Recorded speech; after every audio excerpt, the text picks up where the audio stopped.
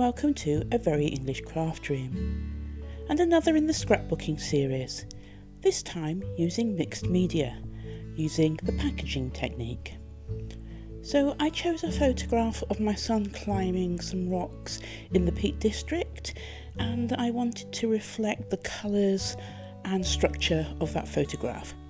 So for the very first time I decided I would try the packaging technique. So I am using some old packaging and putting some inks and some sprays onto the packaging and just mixing it about a little bit, trying to use the colours to reflect the colours that are on the photograph and in the sort of relative positions.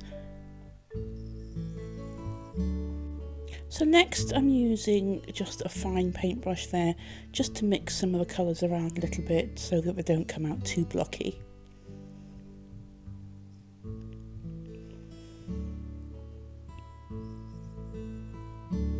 And again, just adding in a few more bits of ink in different colours and repeating some of the ones I'd already used just to give a stronger and more defined effect. So now putting the paper onto it, smudging it around and peeling it off to see what effect I've got, and then just using the remainder that's on there and smudging what's actually on the paper around underneath the plastic packaging there.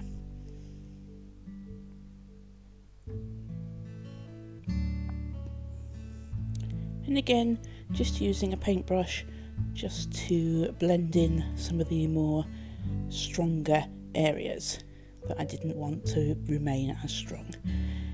And at the bottom I wanted to have a sort of darker effect for the rocks, so just layering on some more here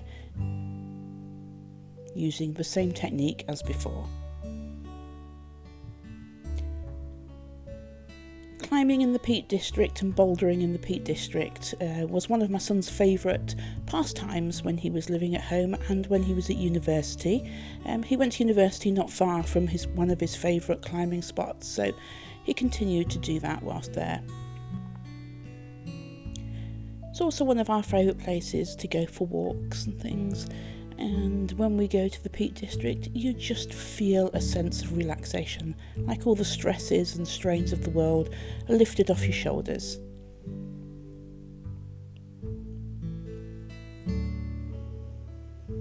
So just double checking with the photograph to see if I've got the colours as I would like them. I will trim that photograph down so that hasn't got a large white border on it, as you can see there. So you can see that I've actually skipped on quite a bit here. There was a little bit of film that was corrupted, so unfortunately there's a bit you've not seen. So you can see I've backed the photograph in a shade of grey, and I've used the stencil that's up the top there to put some more inks and some watercolours through onto the page towards the bottom to represent the rocks that he was climbing. You can just vaguely make out some clouds that I'm just taking off that were part of an ephemera pack, I think Vicky Bouton ephemera pack, and I'm going to use those on the blue up there. They kind of merge in, but it's kind of the effect I wanted. I was trying to make it kind of tone on tone, this layout. So just using some wet glue just to stick them down there. So the next thing I did was I thought I would draw some plants on using some watercolour pencils, and later on I'd try it with some watercolour pen. However, I'm not really very happy with how they turn out like that, so I used the brush to try and merge them a little bit, added some water which diluted it a bit too much, so I ended up blotting that off with some kitchen roll, but it did leave a little bit of a green tone behind it, which is actually the result that I ended up being happy with in the end anyway. So using a watercolour pen to try it again, but it just seems a little bit naive, and when I blotted it, it kind of almost looked a little bit too strong there, so just damping it down with the kitchen roll just to knock the colour back a little bit, which in the end gave a much nicer effect.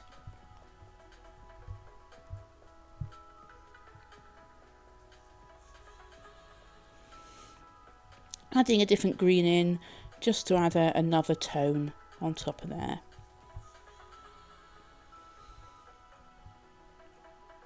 So I think I would gone from wanting plants there to wanting an effect that maybe looked like trees or maybe moss on the rocks.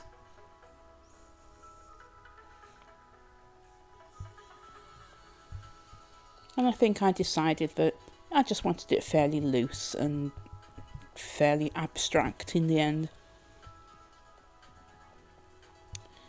So then I start playing around with these little ephemera nature plants and insects and birds and things, and I wanted to use a few of them on here, but it was trying to decide which ones went best where and actually made some sense with the picture. I really like that tall toadstool, but it just didn't seem to go very well. It was too big really for the layout, for what I actually wanted this time. And then I thought, well, if I'm going to go for the tone on tone, I'm actually going to colour in parts of these monochrome ephemera. So I'm using the same watercolour pens as I used before, and I'm just going to colour in parts of the leaf, not all of it, so that some of it is green and some of it is grey, so it kind of tones in with the background.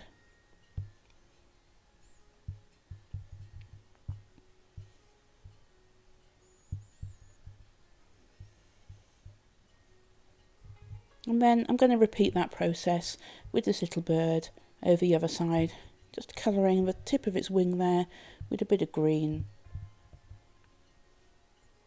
And I couldn't decide if I'm going to use this bird or not, or whether I'm going to use a beetle.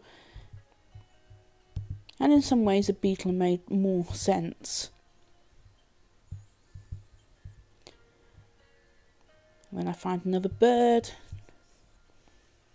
some more leaves and a butterfly, and again it was just a case of playing around with it until I found something that I actually liked.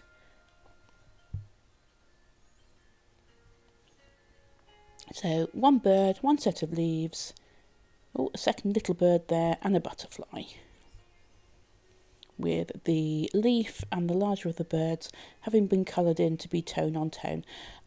I then looked at the rocks that I'd drawn down below and felt that the stack on its own just looked a little bit odd, so I just wanted to add a few more. So I picked up the stencil again and just went round the edges of the rocks, and then using the brush, because I used a watercolour pen, I can just smudge that line slightly and just give a little bit of definition.